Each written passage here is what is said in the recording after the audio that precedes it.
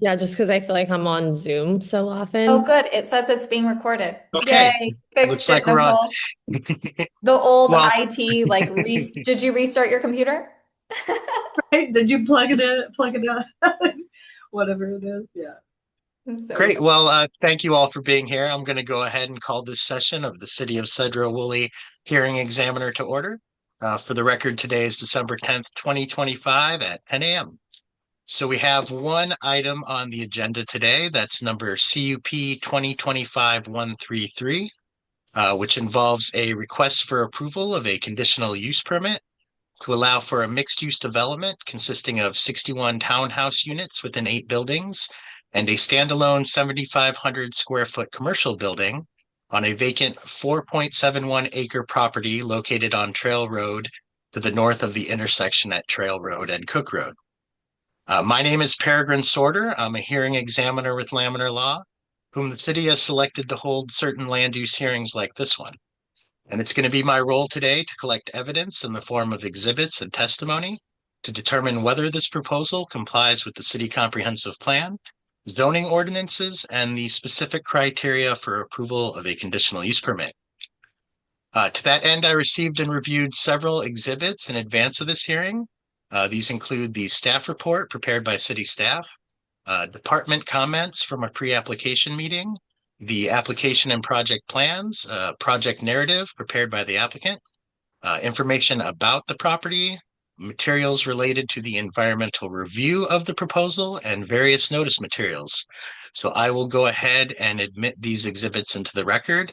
If anyone has any additional exhibits they would like admitted, just let me know when it's your opportunity to testify, and then I will go ahead and address admitting additional exhibits at that time.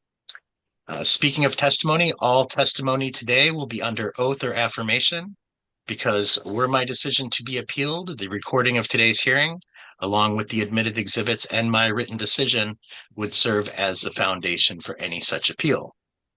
I may ask questions of those who are testifying here today. I just want to ensure that I have a clear understanding of this proposal so that after the record closes, I'm able to produce a decision that is hopefully clear and legally defensible. The order that we typically follow, and I believe we're going to be following today, is first we'll hear from city staff, who will provide an overview of the proposal along with any recommendations that the city may have. Following that, we'll hear from the applicant and see if there's any additional information they feel that I or members of the public should be aware of in advance of my decision being issued. And then I don't know if we have any members of the public logged on today. Are these all members of the applicant team? Yes. Okay, well, if any members of the public show up, they will have an opportunity to testify. And then after that, I'll turn back to the city and applicant as necessary for any response. So I think with that, we can go ahead and get started. Who do we have on behalf of the city today? Me, Nicole McGowan. Good morning. Did my summary of the exhibits track with what you were hoping I'd review in advance of this hearing? Yes, Great. So let's go ahead and get you sworn in then. Do you swear or affirm to tell the truth in the testimony you give here today? I do. Great. So you can begin your presentation anytime you're ready. Fantastic. Thank you.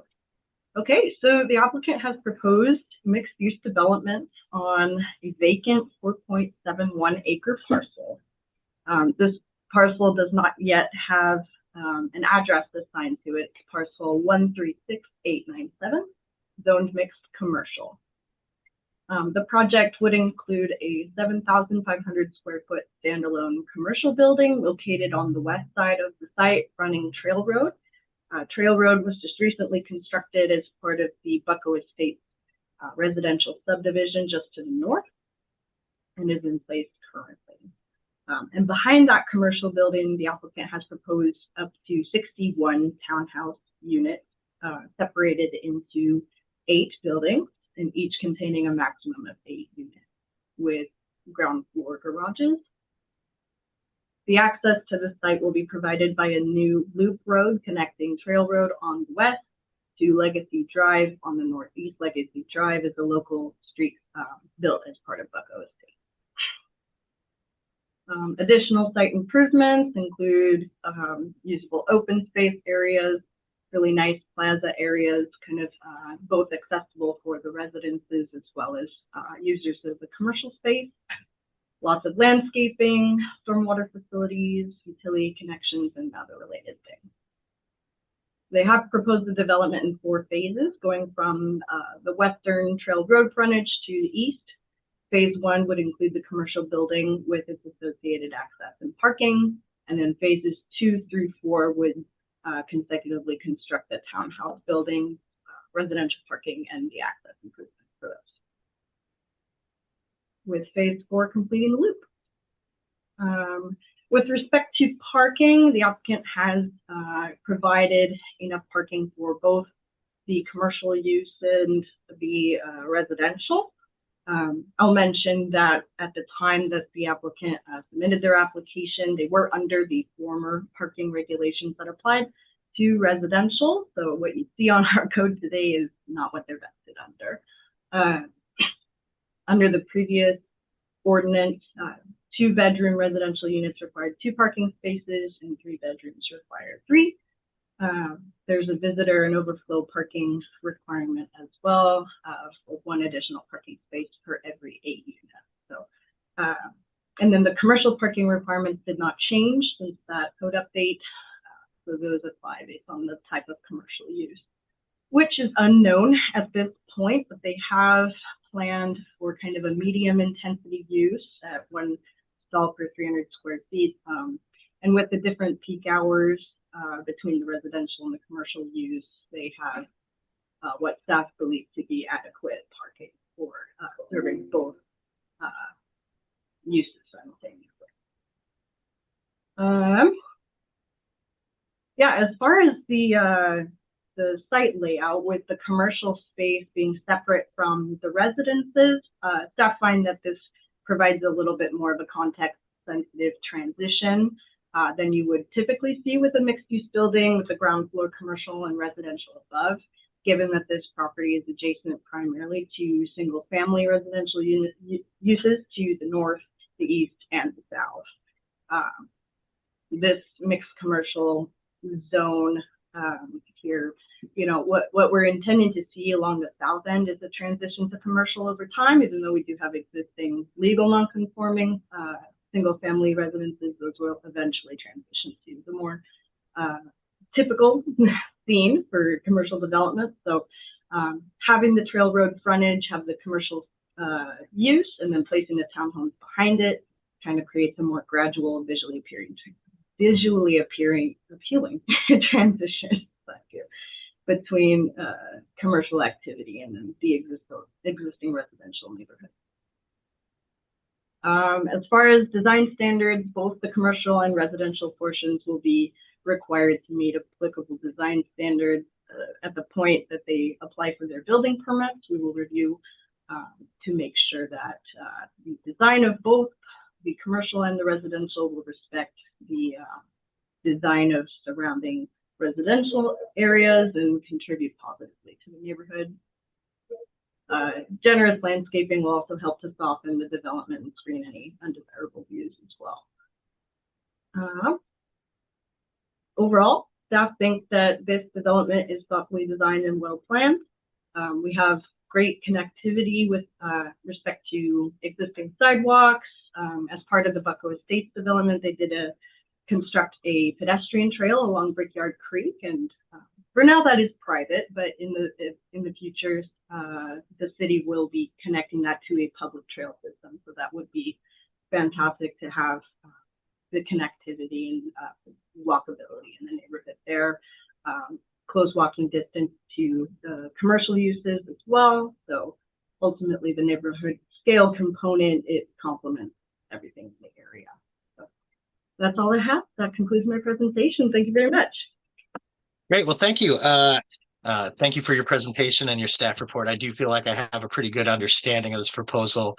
I don't have a lot of questions for you today. I guess just to be clear, a CUP is necessary here because of the particular layout, because they're not having the typical mixed use residential on the second floor.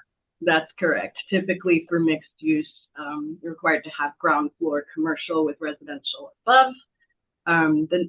While they have separated the commercial from the residential, they are still maintaining the unit limit that we have of 8 units per building. And again, we feel that it's a much nicer transition than what you would normally see, as far as mixed use buildings go. Yeah. And then you mentioned, that kind of makes sense for this parcel because of the existing and planned residential that's surrounding this parcel. Yeah, correct. Great. And then let's see here. And then that Brickyard Creek and its buffer, that's located entirely north in that Bucko Estates development, and that's being preserved and protected as part of that development. There is a protected critical areas easement as part of the Bucko Estates development. It does not encroach into this property at all. Great. And then also as part of that Bucko Estates development, they've already extended Front Road to this subject site, and then I think they're anticipating eventually crossing Brickyard Creek to provide a connection all the way to the north there. Correct. Yeah, and Heike might be able to speak more to the bridge design. I think that is still underway. I could be wrong. That's kind of engineering, but yeah. So the bridge is not complete yet, but once that bridge connection is done, then that trail road extension will be open to the public. Great. And then you mentioned that there'd be an administrative design review with the building permits. Would the city also review the proposal for compliance with the stormwater management requirements at a later permitting stage? We would take a look at that as part of a fill and grade permit application. And that would be the next step in the permitting process here. And the city's adopted the most recent stormwater management manual for Western Washington? Yes. Okay. There's also a preliminary stormwater report included within the SEPA that was submitted with this. So, and you'll find it, if it's of concern, you'll find it pretty detailed. And so that would help answer any questions for that. Great. And then, you mentioned this is a phase development. Are there any code provisions regarding phase development that I need to be aware of? Or does the applicant need to submit a phasing plan? Anything along those lines? We do like to see a phasing plan. As far as code that you need to be aware of, not exactly. Each phase just needs to be able to serve itself, essentially. Okay. So, appropriate fire turnaround, and that has been accommodated for. The parking for each phase needs to be adequate to serve what is being built in each phase. All of the typical applicable regulations as far as landscaping and those sorts of things. Yeah. Okay, great. Well, I don't have any additional questions for you at this time. And I don't think you have any other members of city staff here that want to testify. So let's go ahead and turn to the applicant. Who do we have on behalf of the applicant today? Actually, Sarah, do you want to speak briefly, and then I'll speak a little bit more about maybe some of the technical issues? Sure. How about, let's get you both sworn in, okay. and we'll save some time. Right hand. Do you swear or affirm to tell the truth in the testimony you give here today? Yes. I do. Great. So you can just proceed how you want. Okay. I think my name's Sarah Bucko, and I'm here on behalf of Bucko Properties. I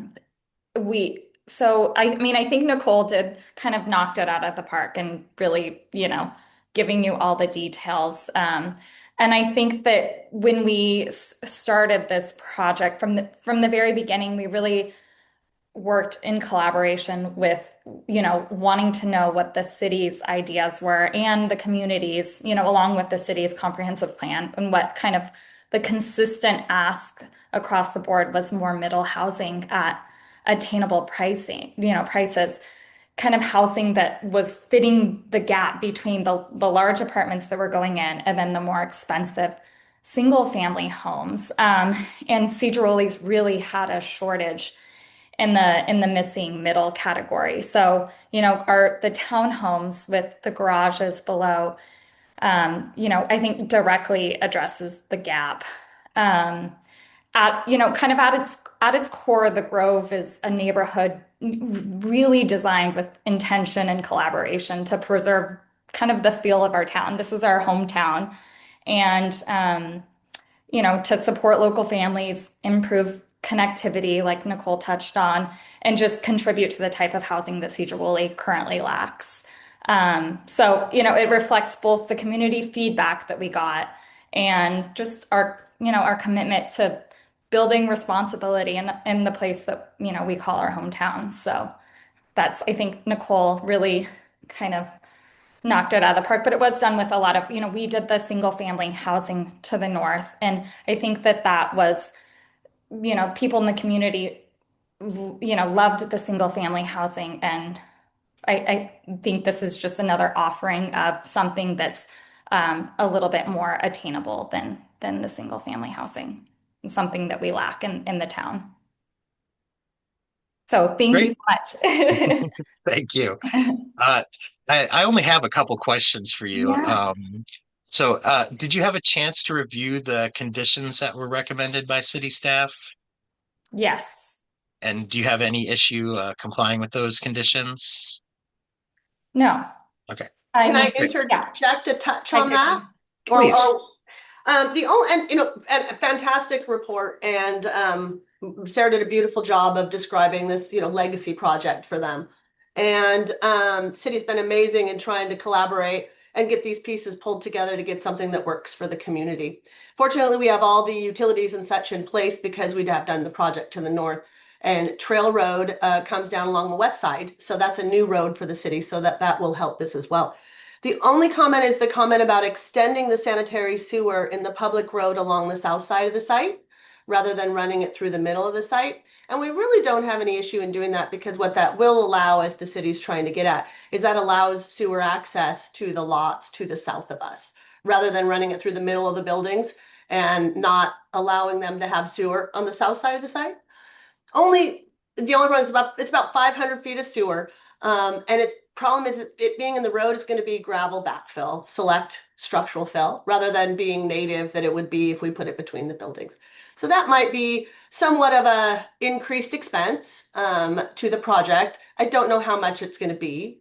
Probably not, hugely significant, but it's just something perhaps to address. And we could talk to the city as we move along on that, at how, like, maybe potentially some sewer impact fees for that increased cost to serve an offsite property that necessarily we don't need the system for. Does that make sense? Is that a particular condition that Yeah. can you point that one out to me? Which condition was it? Condition number 3. Condition number 3. And would the language of that condition as it's written allow you to work with the city? Absolutely. Yeah, okay. yeah.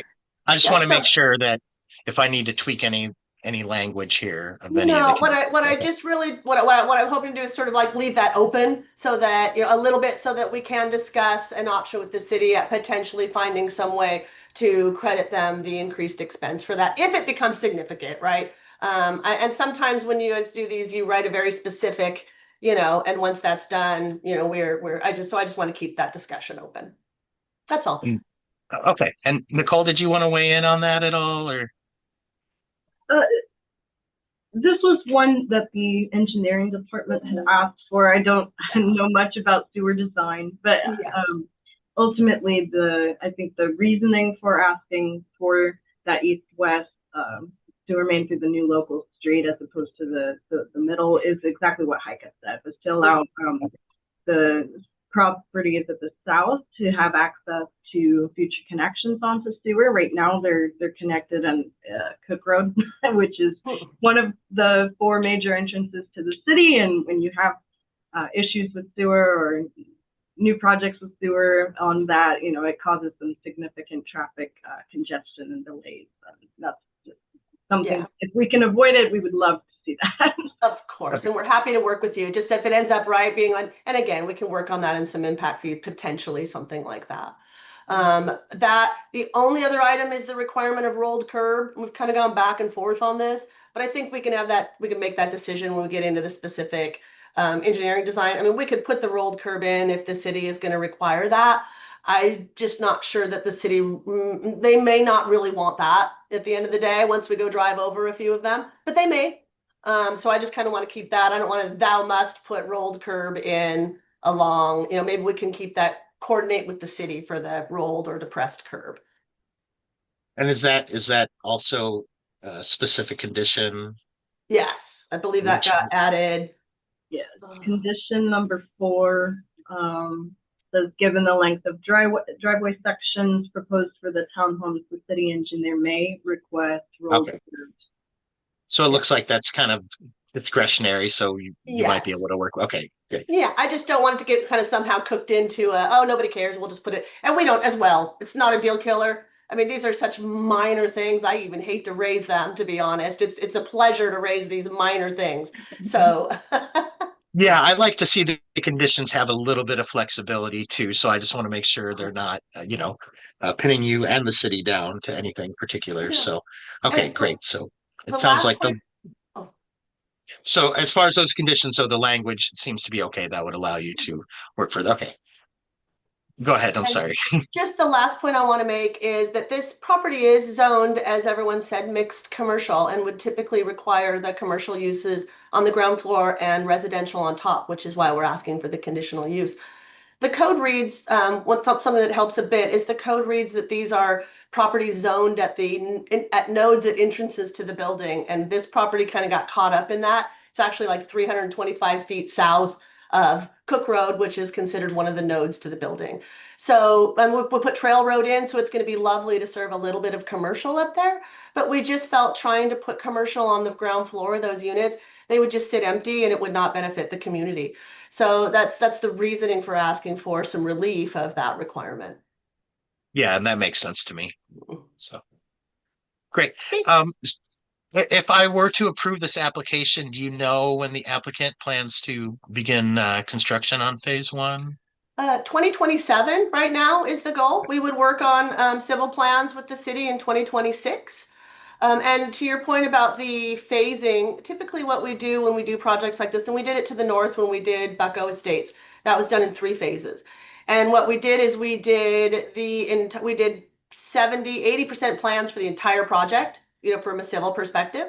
And then we broke it back down to 100% plans for phase 1. We went into phase 1, but then everybody knew where the utilities were going to go. And I mean, it's like I said, it's a good plan so that people don't get stuck with, well, where do we get sewer now, right?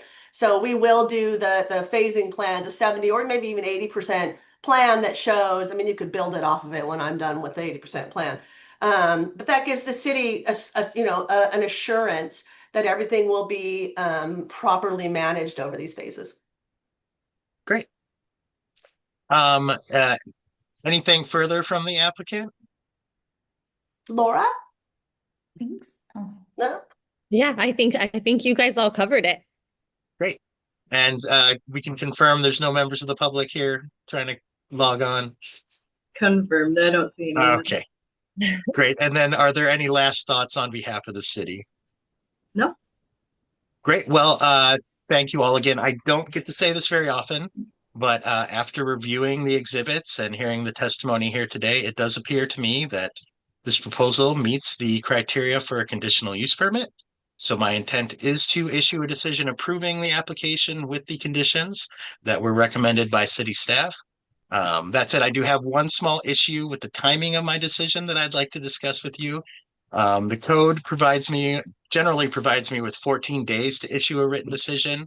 But I looked and that runs right into Christmas and I have a 2-week vacation planned at that time. So I'm hoping to get a little grace. Would it be an issue if I issue that decision by January 9th? I'll ask. I have no concerns. No concerns. Okay.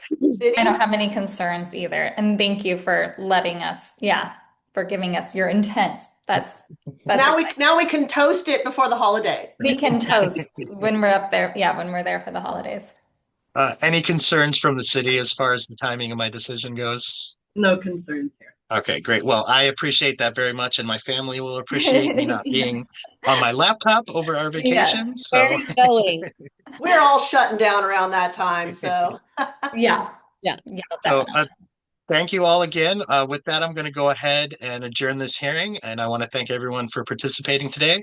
And as I said, my intent is to issue my decision approving this application by no later than January 9th. So I hope you have a pleasant day and a pleasant holiday. Thank you very Thank you. much. Yeah, happy holidays. Bye. Bye. Thank you. Bye. Look at you guys go.